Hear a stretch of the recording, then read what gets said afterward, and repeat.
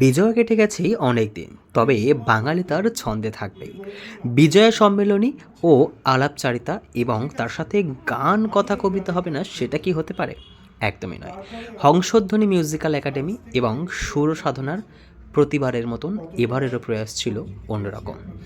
মহাজাতি সদন হল auditorium annexe হলে হয়ে গেল এক সুন্দর রবীন্দ্র কবিতা গানের যুগলবন্দি অনুষ্ঠান, যে অনুষ্ঠানে অংশগ্রহণ করেছিলেন বহু নতুন প্রজন্মের শিল্পী।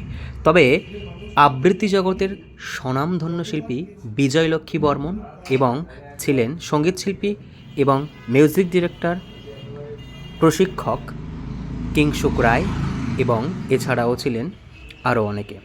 তবে রবীন্দ্র কবিতার সাথে সাথে এদিন উদ্বোধন হয়েছিল আলোয় ফেরা ডক্টর জয়ন্ত ধরের এবারের এই প্রয়াস। তিনি সংবাদ মাধ্যমের মুখোমুখি হয়ে জানান, তার দীর্ঘদিনের গানের জগতের গুরু কিংশুক রায়ের সান্নিধ্যে এসে তার এই গুরুর হাত ধরে আলোয় ফেরা অ্যালবাম এবার উদ্বোধন হলো।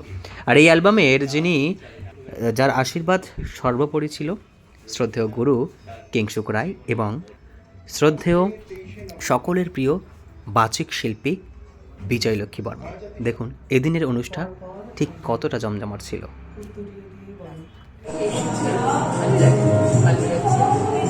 সুন্দর করে সাজানো হয়েছে, একবারের গান হচ্ছে, রবীন্দ্রনাথের গান, ভালো লাগছে। অ্যালবামটি পরিচালনা করছে কিংশুক রায়, আর তাতে যেমন রবীন্দ্রনাথের গান আছে, তেমনি রবীন্দ্রনাথের কবিতা আছে। সেই গান শুনিয়েছেন, মানে গানগুলো গিয়েছেন ডক্টর জয়ন্ত ধর, আর কবিতাগুলি আবৃত্তি করেছে। নিশ্চয়ই যারা শিল্পী হতে চান, যারা গানকে ভালোবেসে, কবিতাকে ভালোবেসে কাছে আসবেন, দর্শকের কাছে, শ্রোতার কাছে, তাদের সকলের জন্য শুভেচ্ছা আশীষ। এটুকু বলবার যে পরিশ্রমে, নিষ্ঠায় তবে দেখবে লোক সেগুলো আমরা মনে রাখি যে আমরা যথাযথ পরিশ্রম এবং নিষ্ঠায় কাজ করতে পারি, তাহলে বলে কাজ সুন্দর হবে, সেটা শ্রোতা বা দর্শকের কানে মনে পৌঁছবে। বিজয়লক্ষ্মী বর্মন। সুরসাধনার বিজয় সম্মেলনী আলাপচারিতা এবং আমাদের যে কথায় গানে কবিতায়, এইটা আমাদের 20 বছর অতিক্রান্ত হলো। প্রতি বছরের মতো এবছরও আমরা তার ব্যতিক্রম নই। প্রথিতযশা শিল্পীদের পাশাপাশি নবীন শিল্পীদের এবং তাদের সদস্যদের, আমাদের সুরসাধনার সদস্যদের সকলের মিলিত প্রচেষ্টায় এই কাজটা হয়ে আসছে। সবাই তারা গান পরিবেশন করবে, আবৃত্তি করবে। প্রথিতযশা শিল্পীদের পাশাপাশি তাদেরকে লাইমলাইটে নিয়ে আসার চেষ্টা সুরসাধনা প্রথম থেকে করছে, আজও তার ব্যতিক্রম নয়। তো সেই অনুষ্ঠান আমরা করতে চলেছি, ঠিক তার আগের মুহূর্ত এটা।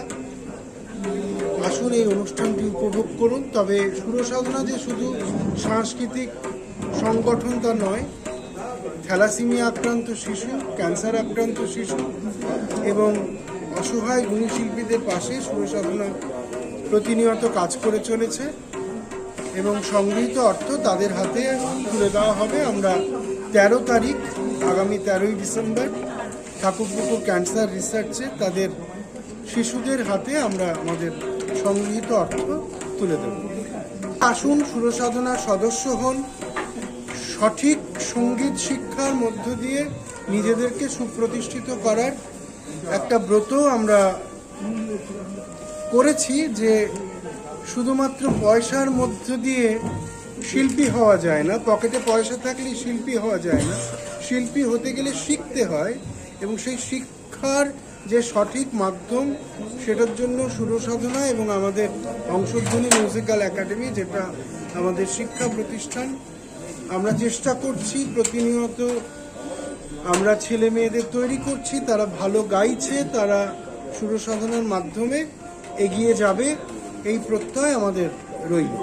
আজকে আমারই আরেকজন প্রিয় ছাত্র ডক্টর জয়ন্ত ধর ও পেশায় ডাক্তার, তার আজকে অ্যালবাম প্রকাশ হচ্ছে। ও আমার কাছে 3 বছর গান করছে, তার আগে 10 বছরও গান শিখেছে। আশা করছি ওর ভবিষ্যতে ওর উজ্জ্বল দৃষ্টান্ত স্থাপন করবে এবং খুব বাধ্য ছেলে, খুব বাধ্য ছাত্র আমার। আশা করি ওর উজ্জ্বল ভবিষ্যৎ আপনারা খুব তাড়াতাড়ি প্রত্যয় করবেন। আপনার নাম বার্তা হচ্ছে গিয়ে ছোটবেলা থেকে রবীন্দ্র ঠাকুরের গানের উপর আমার একটা আলাদা টান ছিল। তো মাঝখানে গান শিখেছিলাম, তারপরে 10-12 বছর গান শেখা হয়নি।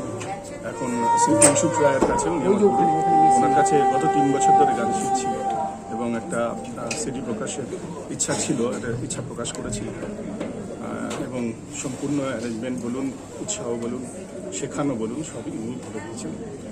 আর আমি বাধ্য ছিলাম, শিখেছিলাম। আর কৃতজ্ঞতা জানাই শ্রীমতী বিজয়লক্ষ্মী বর্মনকে, আমার মতো উঁচু দরের একজন শিল্পী আমার সাথে গিয়ে তাতে সাথ দিয়েছেন, উনি আমার সাথে কবিতা উচ্চারণ করেছেন।